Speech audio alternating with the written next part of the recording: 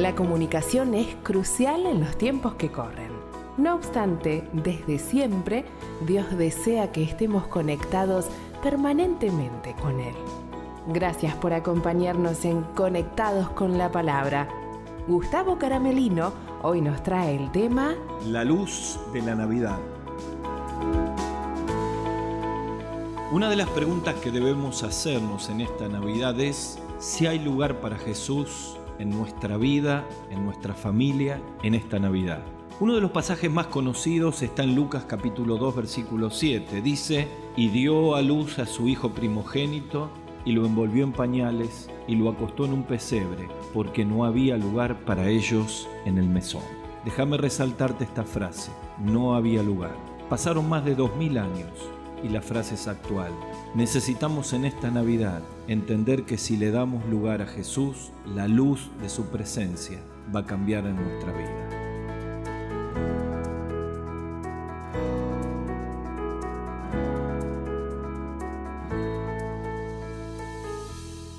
Bienvenidos a Conectados con la Palabra. Estamos haciendo ahora programas especiales de Navidad y el primero de ellos que estamos haciendo nos lleva a pensar en el título La luz de la Navidad. Siempre la luz es necesaria para reflejar todo lo que hay que cambiar en un lugar o en una habitación. Mientras está todo en oscuras, uno no puede ver el desorden, no puede ver las telarañas, pero cuando la luz se enciende deja al descubierto todo lo que necesitamos. Saben que esta Navidad es una gran oportunidad para que Jesús, que es la luz del mundo, pueda iluminar nuestras vidas, nuestras familias, nuestros matrimonios, nuestra juventud. Algunos eventos nos pueden llegar a ilustrar cuánto necesitamos de la luz y los consejos del Salvador. El primero fue el fallecimiento de un bebé, de un matrimonio que amaba a Dios y en medio del dolor por la partida del bebé necesitaban la luz del consuelo divino para enfrentar un momento tan duro como la pérdida de un hijo. El segundo encuentro al cual hago referencia son las palabras de un padre profundamente preocupado por su hijo, quien, consumido por el vicio del alcohol, estaba arruinando su juventud. Y él me manifestaba la profunda necesidad de tener la luz del Señor para poder ayudarlo, para poder guiarlo, para poder tratarlo en semejante prueba. La tercera tiene que ver con un pastor que tenía que tomar decisiones trascendentales en los próximos años y necesitaba la dirección divina para no equivocarse. Podríamos estar todo el programa hablando de las experiencias de la vida en la cual necesitamos la luz del Señor, la dirección de Dios para no equivocarnos. Probablemente muchos de los que me están escuchando pueden pensar en los errores y fracasos de nuestra vida, que no fueron otra cosa que haber tomado nosotros el lugar de Dios, haber tomado decisiones absolutamente independientes a lo que Dios nos enseña en su palabra, y pagamos altísimos costos por esto. Bueno, esta Navidad es una gran oportunidad para que podamos entender que la luz de Jesús, el consejero por excelencia, puede iluminar nuestras vidas. Precisamente quiero llevarles al pasaje donde uno de los nombres de Jesús tiene que ver con esto. Está en Isaías capítulo 9, versículo 6.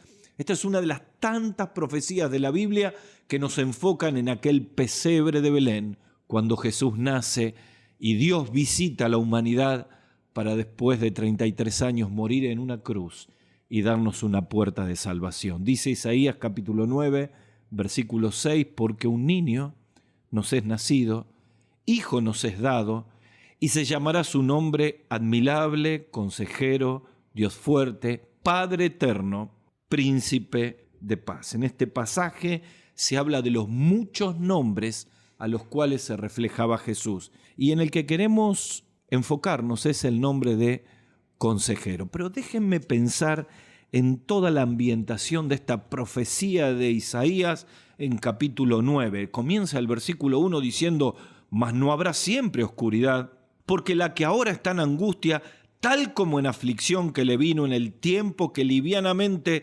tocaron la primera vez la tierra de Zabulón y la tierra de Neftalí, pues al fin se llenará de gloria en el camino del mal, de aquel lado del Jordán, en Galilea de los gentiles. Y dice el versículo 2, el pueblo que hablaba en tinieblas vio gran luz.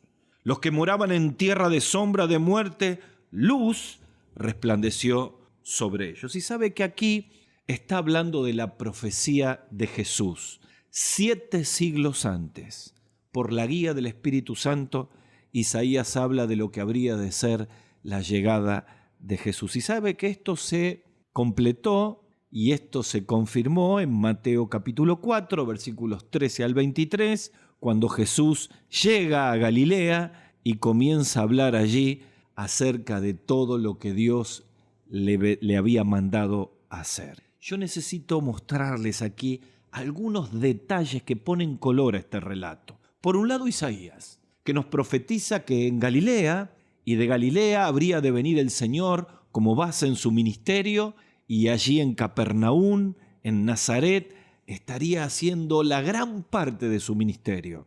Que la oscuridad que había marcado años a Israel por dar de espaldas a Dios se terminaría con la luz de Jesús trayendo sus palabras de vida. Pero lo notable es que la mayoría de los judíos no podían aceptar que de Galilea pudiera llegar la respuesta del Señor. De hecho, cuando la Biblia nos relata en Hechos capítulo 2, versículo 7, en aquel momento cuando el Espíritu viene a la iglesia y comienzan a hablar en más de 15 lenguas idiomáticas como señal para los judíos de que Dios estaba obrando, la frase fue: ¿no son estos galileos? En Juan capítulo 1, versículo 46, ¿de Nazaret puede salir algo bueno? Y en realidad aquí la profecía está que directamente desde Neftalí, Zabulón, Galilea al norte y Galilea al sur, habría de venir toda esta luz de parte de Jesús, aquel consejero, aquel príncipe de paz. Por eso en Lucas capítulo 4, versículo 18,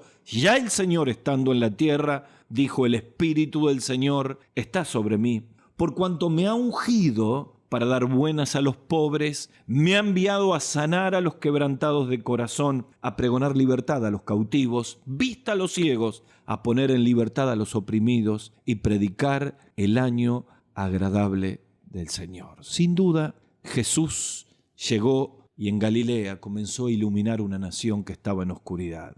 Sabes, muchos de nosotros podemos estar exactamente en el mismo marco. La oscuridad de nuestra independencia de Dios nos ha llevado a tener la familia destruida, el matrimonio derrumbado, una vida cargada de errores, y necesitamos que alguien nos saque, y Jesús como consejero, como uno de los nombres que se da, que aquel que había de nacer en Belén, pueda llegar a ser el consejero que traiga luz a nuestra vida. ¿Saben que 2 capítulos después, en Isaías capítulo 11, versículo 2, Isaías sigue profetizando acerca de la luz que traería este consejero Jesús? Y dice estas palabras: y reposará sobre él el Espíritu del Señor, espíritu de sabiduría e inteligencia, espíritu de consejo y poder, espíritu de conocimiento y temor. Los dones que expresa aquí muestran cómo Jesús, por el poder del Espíritu Santo, sus palabras traían vida. El impacto de la luz de las palabras de Jesús y el impacto que puede hacer en tu vida y en tu corazón si permitís que la luz de su palabra pueda iluminar tu mente y tu vida, sacarnos de la oscuridad donde estamos metidos y ser rescatados para una vida diferente. ¿Saben que en la antigüedad el Espíritu Santo se posaba temporalmente sobre reyes, profetas y jueces, los capacitaba en funciones específicas y luego se iba? Pero con Jesús el Espíritu moró y estuvo sobre él, como dice Lucas 4, 18.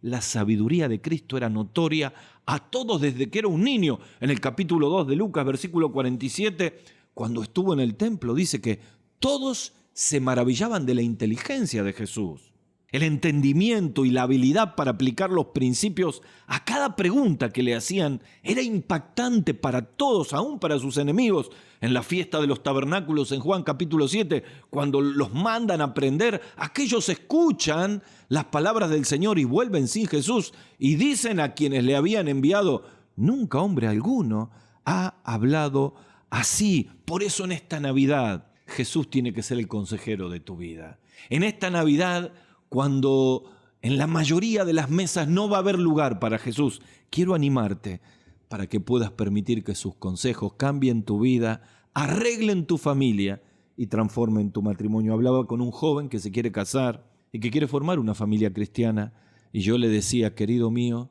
la familia cristiana no viene por influencia mágica. Necesitas construirla ya cuando estás de novio, y la única manera es permitir que el consejero divino, Jesucristo, ilumine tu vida, ilumine tu relación de noviazgo, ilumine tu futuro matrimonio. Quiero dejarte en este tiempo pensando en este nombre que Isaías le da a aquel niño que habría de nacer, consejero, pensando en este Jesús con sus palabras de vida. Viene a mi mente el Sermón del Monte. ¡Cuánta sabiduría! ¡Cuánta riqueza para las relaciones interpersonales! ¡Cuánta riqueza para orientar la vida! ¡Cuánta riqueza para tener un enfoque correcto! Me suelen escribir personas conectados con la palabra cuya vida está desesperada, en búsqueda tremenda de Dios, y a todos les digo, Dios hace procesos con su palabra, ilumina nuestra vida, es el consejero santo. Quiero dejarte en este tiempo 3 bendiciones que traen a nuestra vida los consejos divinos, para que permitas que Jesús vuelva a ser el consejero de tu vida, o ilumine tu corazón para que le recibas como Salvador. De aquel capítulo 11, versículo 2 de Isaías, que voy a volver a leer, surgen 3 bendiciones de la luz de Jesús como consejero. Dice Isaías 2, lo leemos nuevamente, y reposará sobre él el Espíritu del Señor, espíritu de sabiduría e inteligencia. 2, espíritu de consejo y poder. 3, espíritu de conocimiento y temor. ¿Cuáles son las 3 bendiciones que surgen aquí? Número 1, cuando abro mi vida a los consejos de Dios, la primera bendición es sabiduría para tomar decisiones. En segundo lugar, sostén para soportar la prueba. Y en tercer lugar, salud para cambios definitivos. Una vez más, sabiduría para tomar decisiones tiene que ver con la guía del Señor. Sostén para soportar la prueba tiene que ver con la fortaleza del Señor. Salud para cambios definitivos tiene que ver con el poder del Señor. Vamos a ver, en primer lugar, la primera bendición que ocurre en tu vida cuando abres tu corazón a los consejos de aquel consejero divino, de aquel príncipe de paz, de aquel Jesús que nació en Belén. ¡Qué oportunidad esta Navidad! Primera bendición, sabiduría para tomar decisiones correctas en la vida. Y esto tiene que ver con la guía. Dice Isaías, espíritu de sabiduría e inteligencia. Miren, muchos siervos de Dios en la Biblia apelan a la sabiduría y al consejo de Dios. Uno de ellos es Asaf, en el Salmo 73. Allí en el versículo 24, en un gran conflicto de su vida, en una profunda contradicción, porque ve la prosperidad de la gente pecadora, y él dice, ¿por qué prosperan si están lejos de Dios? Porque no le viene el juicio. Y en la vida nos pasa muchas veces esto, ¿no? Vemos situaciones que no entendemos, nos enojamos con Dios y necesitamos el chorro de luz de la sabiduría divina para poder encaminarnos. El mismo Asaf, en el Salmo 73, se autocalifica de una forma terrible. Dice, era una bestia que no entendía, hasta que entré al santuario de Dios. Y luego de eso, Salmo 73, 24, dice esta frase, me has guiado según tu consejo. Una vez más, me has guiado según tu consejo. ¿Cuánto necesitamos sabiduría para las decisiones de la vida? Ahora, ¿qué es sabiduría? Bueno, la sabiduría tiene que ver con la palabra de Dios, con la riqueza de los principios de la palabra de Dios, y no con la sabiduría humana que tiene que ver con tus amigos, con tus compañeros de trabajo, con el profesor de filosofía, etcétera, etcétera, etcétera. La verdad que siempre tenemos esta batalla en la mente. O tomamos los principios de la palabra de Dios para ser sabios y tomar buenas decisiones en la vida, o nos dejamos llevar por el sentido común, por la corriente del mundo, por lo que todos hacen, y luego pagamos altísimos costos. ¿Saben que en el Salmo 119 el salmista dice, la exposición de tu palabra alumbra, hace entender a los simples? Y después dice, ordena mis pasos con tu palabra. Cuando Pablo escribe a los Colosenses en capítulo 1, versículos 9 al 10, ora por ellos para que tengan sabiduría para decidir, dice la palabra de Dios, que Pablo oraba. No cesamos de orar por ustedes para que sean llenos de toda, otra vez la misma palabra, sabiduría e inteligencia espiritual, para que andéis como es digno del Señor, agradándole en todo y llevando fruto. Aquí Pablo es bien concreto. Pensamos en Jesús como consejero, en este nombre en la Navidad. pensamos en la luz de sus palabras para alumbrarnos, pensamos en la sabiduría para tomar decisiones en la vida, y Pablo habla de sabiduría e inteligencia espiritual. La sabiduría tiene que ver con las verdades de la palabra de Dios. Nunca vamos a ser sabios para decidir si desconocemos la palabra de Dios. Si solo la escuchamos el domingo cuando vamos a la iglesia, si no tenemos un espacio donde, tomando estas verdades, le pedimos al Espíritu que nos dé luz para poder aplicarlas en la vida. El Salmo 19:7 dice: el testimonio de Jehová es fiel, que hace sabio al sencillo. Fíjate lo que dice. La palabra de Dios hace sabio a la persona más sencillita. Puede no tener estudios, puede no tener una carrera universitaria, puede ser una persona muy precaria y muy rudimentaria. Pero solo con leer la palabra y la luz del Espíritu Santo se puede convertir en una persona sabia, porque dice la Biblia que el testimonio de Jehová es fiel y hace sabio al sencillo. ¿Sabes? Tenemos que luchar todo el tiempo para poder entender realmente la necesidad que tenemos en nuestra mente de dar lugar a la palabra de Dios. Pero Pablo habla de sabiduría y pide que los creyentes sean llenos también de inteligencia espiritual. Y la palabra inteligencia espiritual es la idea de poder aplicar esos principios con sagacidad a momentos determinados de la vida. Es decir, tengo que tomar una decisión. ¿Qué piensa Dios? ¿Qué espera Dios de mí? ¿Tengo que relacionarme con una persona? ¿Es la manera correcta que la hago? ¿Tengo que rechazar un pecado de mi vida que me va a arruinar? ¿Tengo la luz de la palabra de Dios para darme cuenta que estoy violando un mandamiento divino? Es decir, mi mente se formatea de acuerdo a la palabra de Dios y el Espíritu que está dentro mío apela a esa palabra para dejar que yo tome buenas decisiones, porque dice la Biblia que la espada del Espíritu es la palabra de Dios.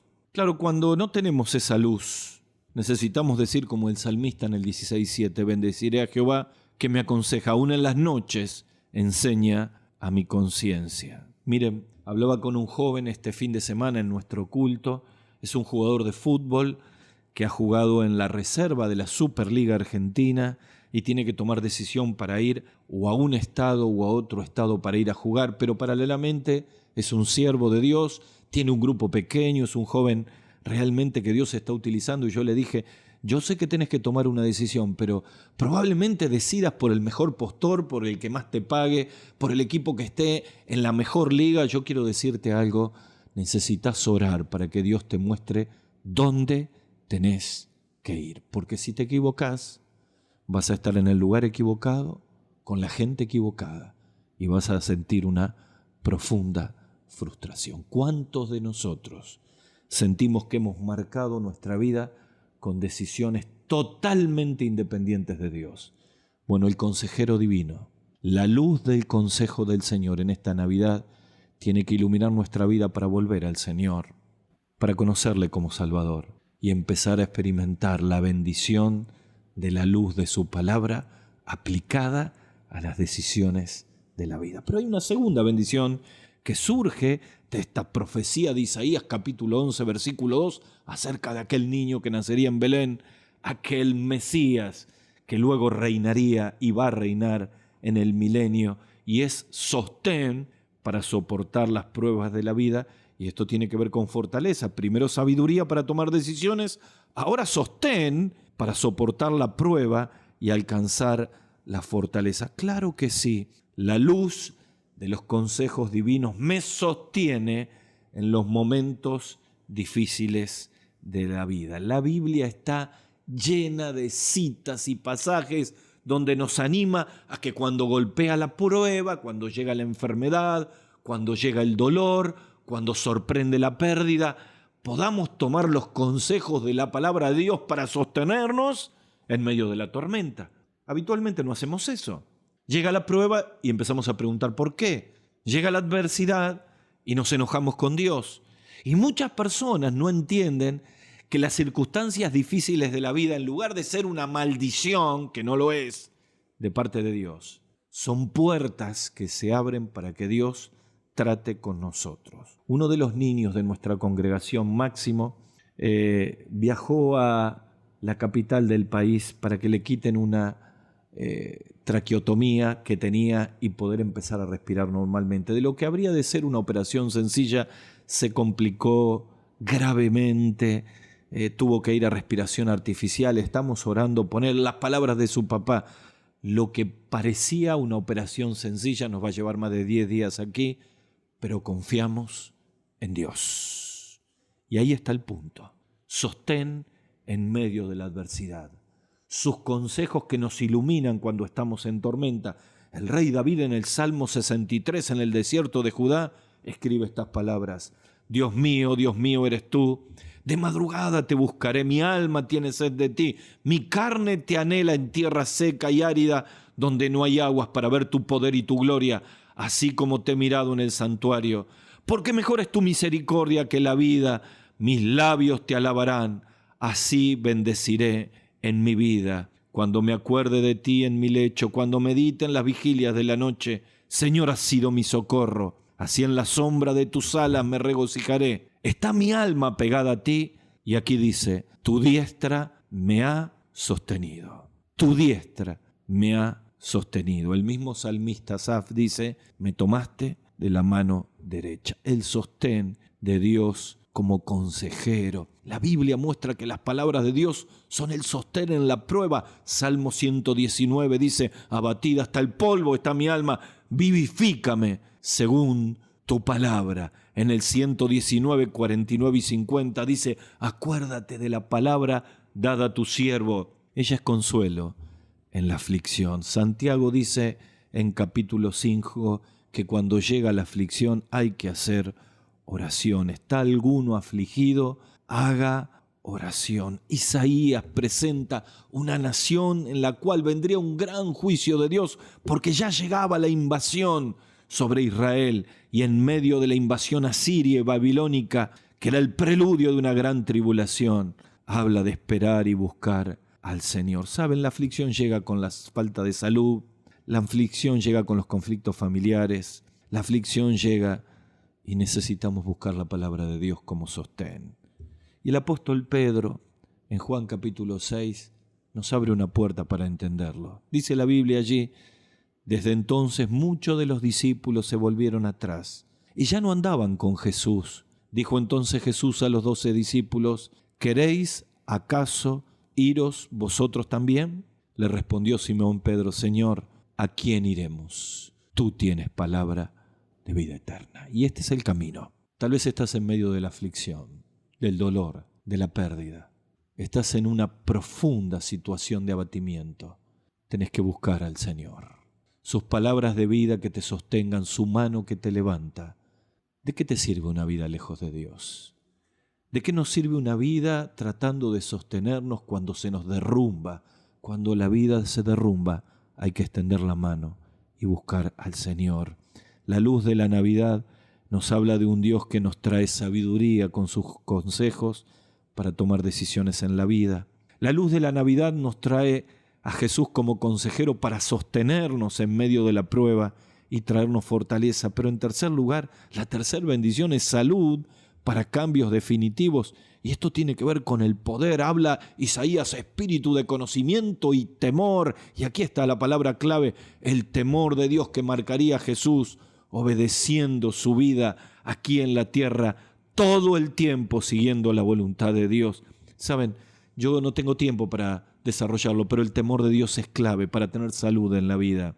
Porque los cambios vienen cuando uno decide entender que Dios está en todos lados.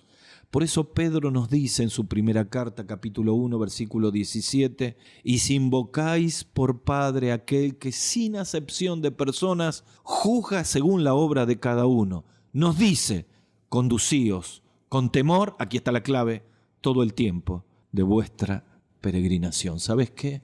Necesitamos que Jesús vuelva a estar presente en nuestra vida y su temor nos arranque de los pecados que nos están arruinando, de las personas que nos están destruyendo. Necesitamos recuperar en sus consejos la salud para los cambios definitivos que estamos postergando y que ya no podemos postergar más. ¿Sabes? Quiero terminar en este tiempo contándole el testimonio de un pastor. Un hombre marcado antes de conocer a Cristo por adicciones, por una vida completamente perdida. Vivía en pareja con una mujer que era una cristiana apartada. Al ver que él no podía una y otra vez dejar y que la vida se destruía, lo invitó a ir a una iglesia. Y él, para complacerla, fue con ella. Lo cierto es que cuando llegó a la iglesia nunca imaginó que tenía que hacer una larga cola para entrar. Quiso irse 2 o 3 veces y ella le insistió.